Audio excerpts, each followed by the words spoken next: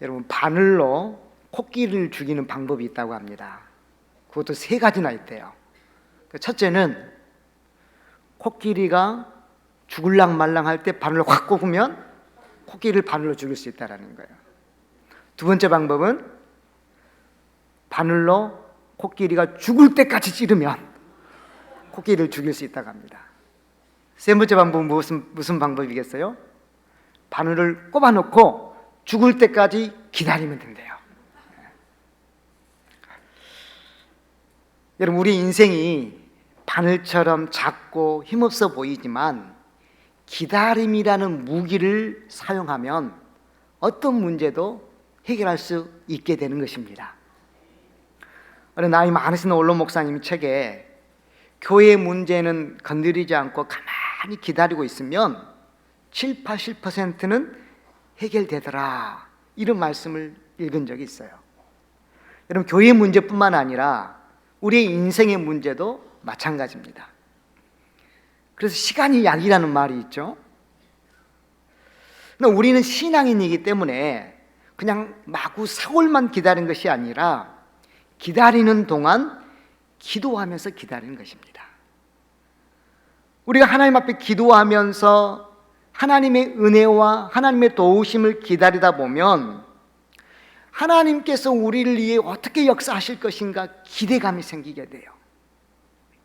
그래서 기다리면서 기도하고 기도하면서 기대하면서 그렇게 하나님을 바라보며 사는 것이 신앙인의 태도입니다. 우리 한번 같이 따라서 해볼까요? 기도하면서 기다리고 기다리면서 기대합시다. 자, 다시 한번 시작. 기도하면서 기다리고 기다리면서 기대합시다.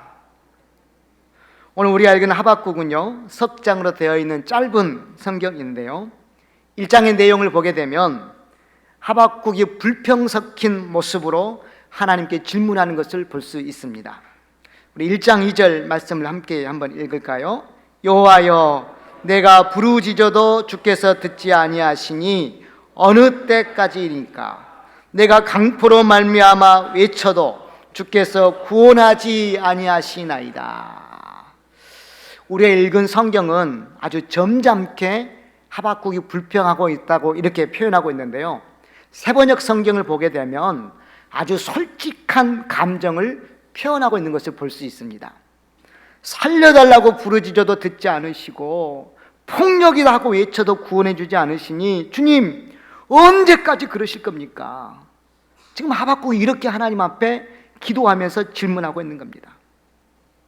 하박국이 이렇게 하나님 앞에 항의하듯이 질문하고 있는 것은 그 시대적인 배경 속에 문제가 있었기 때문입니다.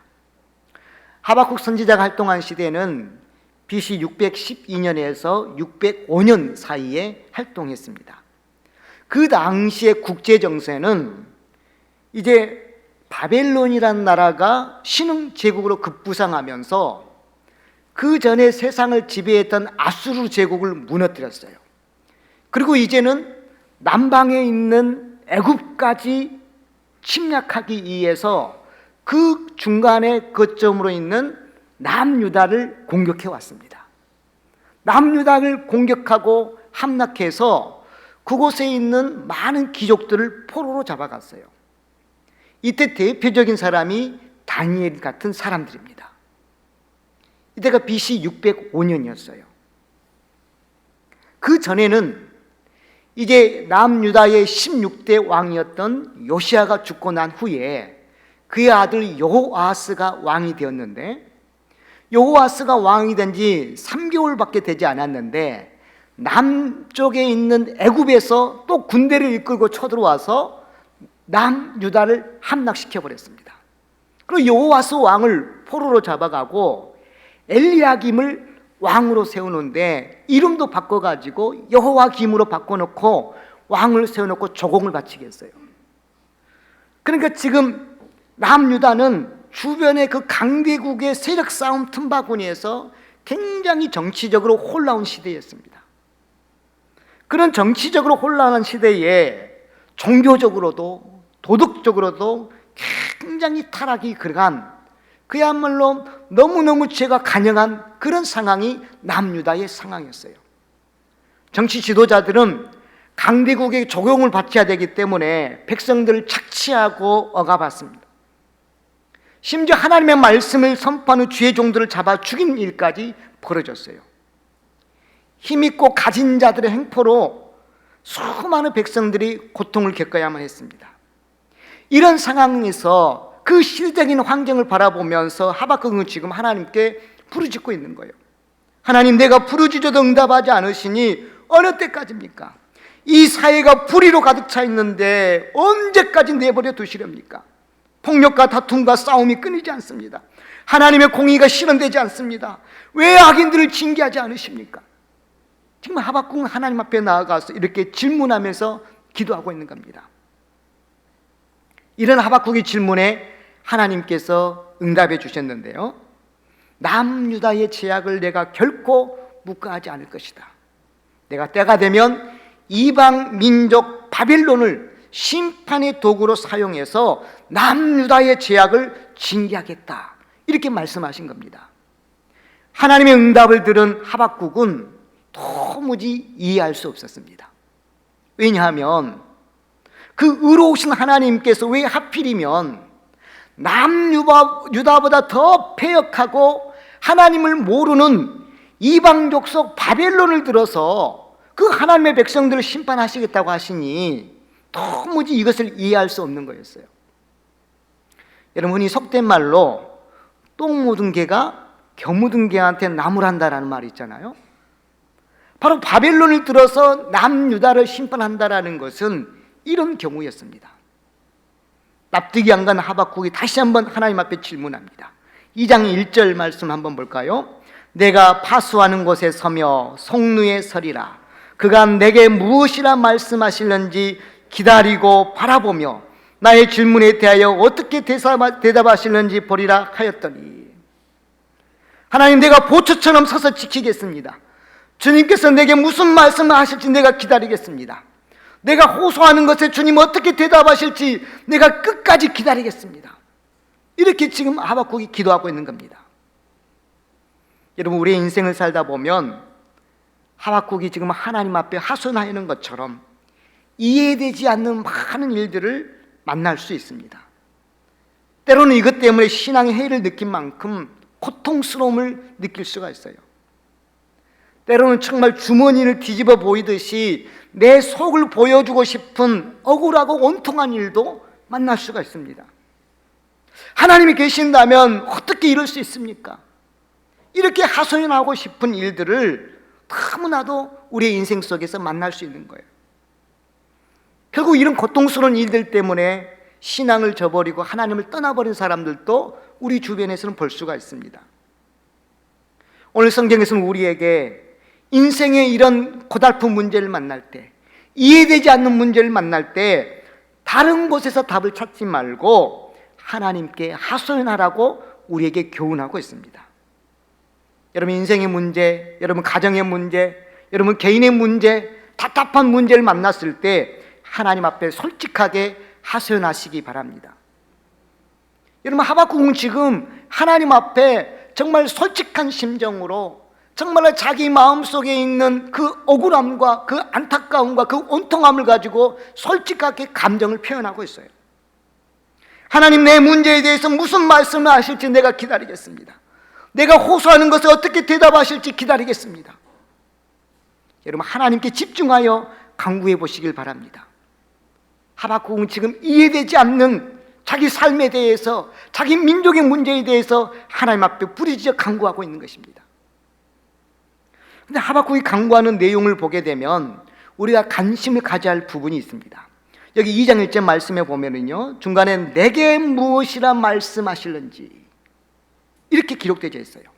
여기 내게라는 말은 히브리어 원문에는 비라는 히브리어 단어를 사용하고 있습니다. 이것은 내 속에라는 의미가 담겨져 있어요. 72년에서도 MOE라는 헬라를 사용했습니다. 이것은 내 안에라는 의미입니다. 그러니까 하나님의 응답을 기다리면서 하나님의 말씀을 기다릴 때 어떤 외적인 환경의 변화를 기다리는 게 아니라 내 심령에 들려주시는 그 하나님의 음성을 기다렸다는 겁니다. 그리고 기다리면서 하나님을 기대했습니다. 여기 말씀을 보면 기다리고 바라보며 라고 말씀합니다. 어떤 기대와 소망을 가지고 바라보며 살펴보면서 지금 하나님 앞에 기도하고 있었다는 겁니다. 그러니까 하박국은 하나님 앞에 기도하면서 하나님의 응답을 기대했는데 그 응답이 어떤 환경의 변화 보기보다는 내 마음 안에서 하나님은 어떻게 내게 말씀하시는지를 기다렸다라는 거예요. 이렇게 하나님 앞에 기도하면서 기다리는 하박국에게 드디어 두 번째 그 질문에 대해서 응답하여 주셨습니다. 그게 하박국 2장 2절 3절 말씀이에요. 우리 같이 함께 읽겠습니다. 여호와께서 내게 대답하여 이르시되 너는 이 묵시를 기록하여 판에 명백히 새기되 달려가면서도 읽을 수 있게 하라. 이 묵시는 정한 때가 있나니 그 종말이 속히 이르겠고 결코 거짓되지 아니하리라. 비록 더딜지라도 기다리라. 지체되지 않고 반드시 응하리라. 아멘. 여기 3절에서 말씀하신 이 묵시라는 것은 바벨론에 대한 묵시입니다. 그러니까 바벨론에 대한 종말이 있을 것이라는 말씀을 지금 하고 있는 거예요. 그러면서 혹시 더딜지라도 기다리라라고 하나님이 말씀하고 있습니다. 하나님은 왜 하박국에게 기다리라고 하셨겠습니까? 당장 내가 그 바벨론을 심판하겠다 이렇게 말씀하지 않고 내가 바벨론을 심판할 거야. 그런데 기다려라. 그것은 하나님이 정한 때가 있기 때문입니다.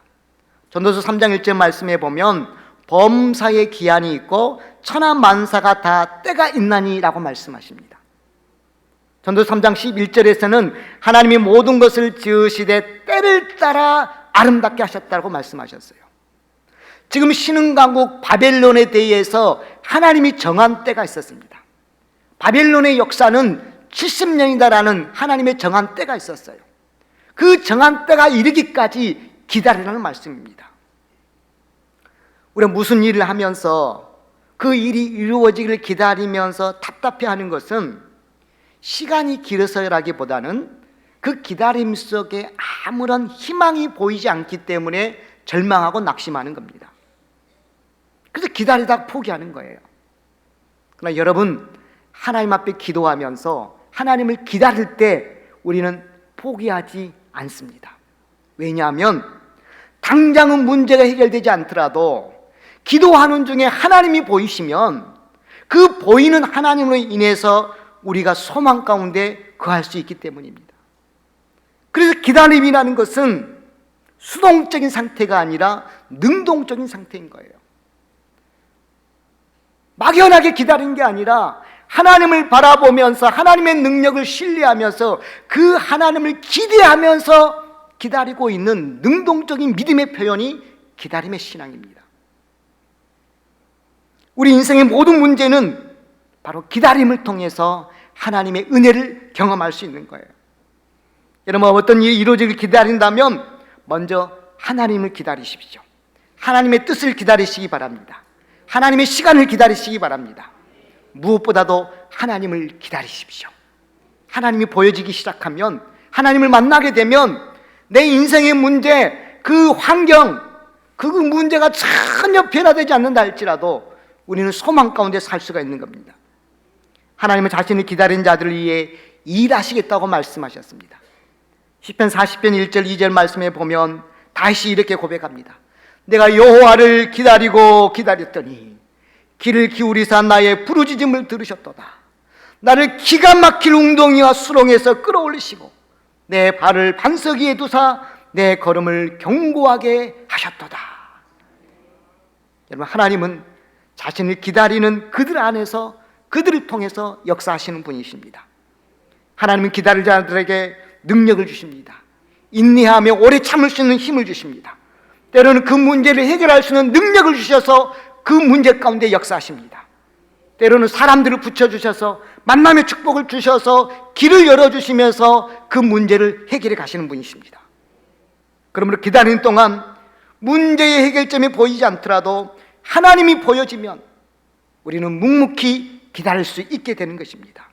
하나님의 뜻을 기다리고 하나님의 시간을 기다릴 수 있는 것입니다.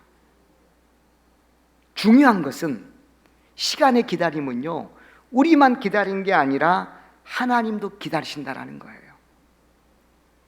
하나님의 정한 때가 있기 때문에 하나님도 기다리시는 것입니다.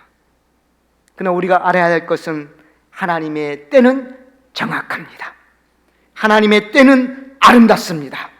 하나님의 때는 가장 선한 것으로 우리에게 임하게 될 줄로 믿습니다. 하박국 2장 3절에서 비록 더딜지라도 기다리라. 지체되지 않고 반드시 응하리라. 같이 한번 해볼까요? 비록 더딜지라도 기다리라. 지체되지 않고 반드시 응하리라. 아멘. 하나님의 뜻은 반드시 우리의 삶 가운데 임하게 될 줄로 믿습니다. 하나님이 인생이 아니시기 때문에 결코 거짓말하지 않으십니다. 반드시 하나님의 그때는 지체되지 않고 이루어질 것입니다. 분명한 것은 우리만 기다리는 게 아니라 하나님도 지금 기다리고 있다는 거예요. 근데 우리가 하나님보다 먼저 앞서 가려고 하다 보니까 우리 마음이 바쁘고 우리 마음이 애가 타는 것입니다. 하박국은 하나님을 기다렸습니다. 하나님의 침묵 속에서도 하나님의 응답을 기다렸습니다. 이 기다림은 시간을 기다리는 것이 아니라 하나님의 뜻을 기다리는 것입니다.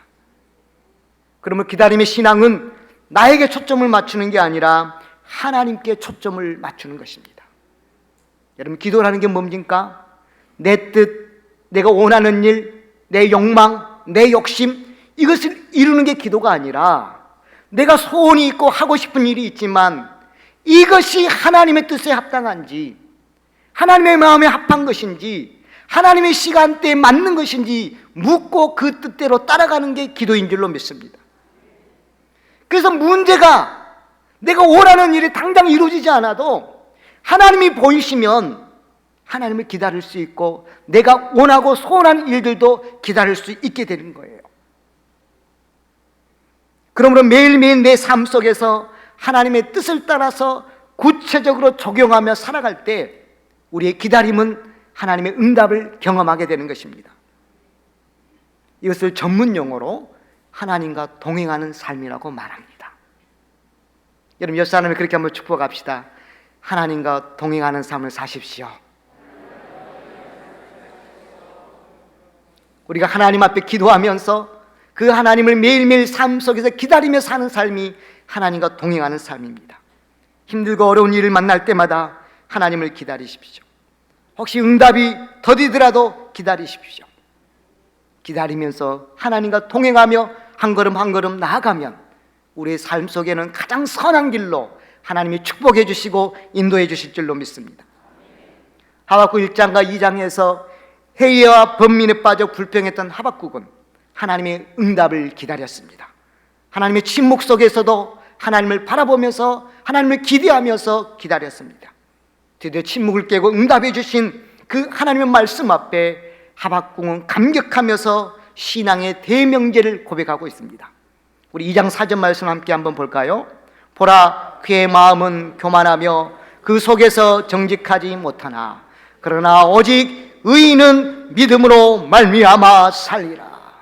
오직 의인은 믿음으로 말미암아 살리라. 여러분, 의인이 누굽니까? 신앙인이 누구입니까? 믿음으로 사는 사람이 신앙인입니다. 그럼 믿음이 뭡니까? 히브리서 11장 1절 말씀에서 믿음은 바라는 것들의 실상이요 보이지 않는 것들의 증거니라고 말씀하셨습니다. 당장 눈에는 보이지 않지만 하나님을 바라보면서 하나님을 기다리면서 이미 이루어질 것을 믿고 그 하나님을 믿는, 기다리는 그 마음이 믿음이라는 거예요. 하나님의 약속을 믿고 바라보면서 그 약속이 이루어질 것을 기대하면서 기다리며 사는 것이 우리의 믿음입니다. 이 약속의 말씀을 붙잡고 하박국의 의심은 변해서 찬송이 되었습니다. 회의가 변해서 감사의 노래가 되었습니다. 의문이 변해서 아멘으로 하답하는 벅찬 찬양을 하나님께 올려드립니다. 그 찬양이 3장에 나오고 있습니다. 3장 17절과 18절 말씀을 함께 한번 볼까요? 비록 무화과 나무가 무성하지 못하며 포도나무에 열매가 없으며 감람나무에 소출이 없으며 밭에 먹을 것이 없으며 우리의 양이 없으며 애양간에 소가 없을지라도 나는 여호와로 말미암아 즐거워하며 나의 구원의 하나님으로 말미암아 기뻐하리로다. 아멘. 비록 현재의 삶이 엉망이고 희망이 없는 것처럼 보이지만, 앞이 보이지 않는 절망적인 상황이지만 하나님의 때를 기다리기 때문에, 하나님의 약속을 신뢰하기 때문에, 그 약속을 믿기 때문에 하나님을 기대하면서 지금 기뻐하며 찬양하고 있는 겁니다. 여러분, 우리가 이 하박국 3장 17절과 18절 말씀으로 부르는 복음성제가 있죠. 율동하면서 막 신나게 부르는데, 사실 이 말씀은요, 춤추면서 율동하면서 즐겁게 부르는 노래가 아니에요. 이를 악물고 믿음으로 고백하는 노래입니다. 여러분, 17절 말씀은요, 우리가 기도하는 것과는 정반대의 상황이에요. 우리가 기도하는 것은 무화과 나무가 풍성해지고 포도나무 열매가 많이 맺히고 밭에 먹을 것이 많아지고 우리의 양이 많아지고 양간의 소가 많아지고, 이게 우리의 기도고 우리의 소원 아닙니까? 근데 그런 기도가 하나도 이루어지지 않는다 할지라도 하나님이 보여지면, 하나님이 믿어지면 기뻐할 수 있고 찬양할 수 있다는 겁니다. 지금 1차 포로만 경험했습니다. 앞으로도 2차, 3차 바벨론이 공격해 와서 수많은 사람들을 잡아가고 성전을 훼손하고 성전을 불태워버리는 그런 고난을 앞으로도 경험하고, 그런 상황이 있음에도 불구하고 그런 상황 속에서도 하나님의 약속을 붙잡고 기뻐하겠다고 고백하고 있는 겁니다. 여러분, 기다림의 신앙은 짧은 것, 단편적을 보는 신앙이 아닙니다. 좀 더 멀리 바라보면서 근원적인 문제를 바라보며 사는 것이 기다림의 신앙입니다. 현실에 가로놓인 온갖 문제들, 거기에 초점을 두지 않고 하나님의 때와 하나님의 뜻을 내 삶 속에서 의지적으로 이루어가는 삶이 기다림의 신앙입니다. 그리고 보이는 이 세상의 목적을 두는 게 아니라 영원한 나라 천국을 소망하면서 사는 삶이 기다림의 신앙입니다. 우리가 소원했던 것 하나도 이루어지지 않는다 할지라도 내 영혼이 영원한 천국에 갈 수 있기 때문에 그것 하나만으로도 감격하면서 감사하며 사는 것이 기다림의 신앙인 줄로 믿습니다. 시간이 흐르면 흐를수록, 기다리면 기다릴수록 연약해지기 쉬운 것이 인간의 마음인 것 같습니다. 그렇기 때문에 우리는 기다리면서 기도하는 것입니다. 내 믿음이 흔들리지 않도록, 내가 하나님을 바라보는 그 마음이 흔들리지 않도록 기도하는 거예요. 일이 잘 풀리지 않을 때 불평을 일삼는 것이 자연스러운 일이지만 기다림의 신앙은 평안을 유지할 수 있습니다. 우리의 계획이 허물어질 때 실망하는 것이 자연스럽지만 기다림의 신앙은 그때 희망과 소망을 갖게 되는 것입니다. 하박국이 이 말씀을 선언한 이후 20년 후에 눈물의 선지자 에레미야가 그 나라가 망하는 상황 속에서, 그 고통스러운 상황 속에서 믿음을 가지고 이렇게 고백합니다. 에레미야가 3장 25절과 26절 말씀 우리 함께 한번 보겠습니다. 기다리는 자들에게나 구하는 영혼들에게 여호와는 선하시도다. 사람이 여호와의 구원을 바라고 잠잠히 기다림이 좋도다. 지금 나라가 망해버렸어요. 예루살렘 성전이 불탔습니다. 수많은 사람들이 포로로 잡혀갔습니다. 그런 상황을 목격한 에레미야가 여호와의 구원을 기다리는 것이, 여호와의 그 구원하심을 바라보는 것이 믿음의 모습이라고 고백하고 있는 겁니다. 비록 지금 나라가 망하고 수많은 사람들이 죽고 포로로 잡혀갔지만 하나님의 계획은 선하시기 때문에, 하나님의 계획은 분명한 때가 있기 때문에 그 하나님의 구원을 기다리겠다고 믿음으로 고백하고 있는 것입니다. 출애굽기 14장을 보게 되면 이스라엘 백성들이 애굽을 탈출해서 홍해바다 앞에 이르렀을 때 바로의 군대가 뒤쫓아오는 장면이 나오게 됩니다. 앞으로 나갈 수도 없고 뒤로 돌아설 수도 없는 그런 상황이었습니다. 그때 모세는 이스라엘 백성들에게 이렇게 말씀합니다. 모세가 백성에게 이르되 너희는 두려워하지 말고 가만히 서서 여호와께서 오늘 너희를 위하여 행하시는 구원을 보라. 너희가 오늘 본 애굽 사람을 영원히 다시 보지 아니하리라. 여호와께서 너희를 위하여 싸우시리니 너희는 가만히 있을지니라. 우리 14절 말씀 같이 함께 읽어볼까요? 여호와께서 너희를 위하여 싸우시리니 너희는 가만히 있을지니라. 아멘. 여호와께서 너를 위하여 싸우시리니 가만히 기다리고만 있으면, 그 하나님을 기대하면서 기다리면 반드시 하나님께서 우리의 삶을 승리의 삶으로 이끌어 주실 줄로 믿습니다. 여러분, 홍해바다가 앞을 바로 막아도, 바로의 군대가 뒤에 쫓아와도 하나님의 구원을 바라보면서 기다리시길 바랍니다. 기다리면서 기도하시고, 기도하시면서 기다리면 분명한 하나님의 응답이 여러분의 삶 가운데 임하게 될 줄로 믿습니다. 하나님의 구원의 역사가 반드시 나타나게 될 줄로 믿습니다. 그 하나님을 신뢰하면서 이 기다림의 신앙으로 우리 모든 성도들의 믿음이 하나님 앞에서 바로 세워갈 수 있기를 원합니다. 하나님은 여전히 지금도 우리를 기다리고 있습니다. 우리가 믿음으로 하나님 앞에 나오기를 기다리고 있습니다. 그 하나님 앞에 나아가서 기도하면서, 그 하나님을 기대하면서 여러분의 삶 속에 하나님이 응답해 주시는 그 선한 열매로 말미암아 천국의 맛을 누리며 살아갈 수 있기를 주의 이름으로 축원드립니다. 지난 5일 동안 새벽 부흥의 강사로 불러주셔서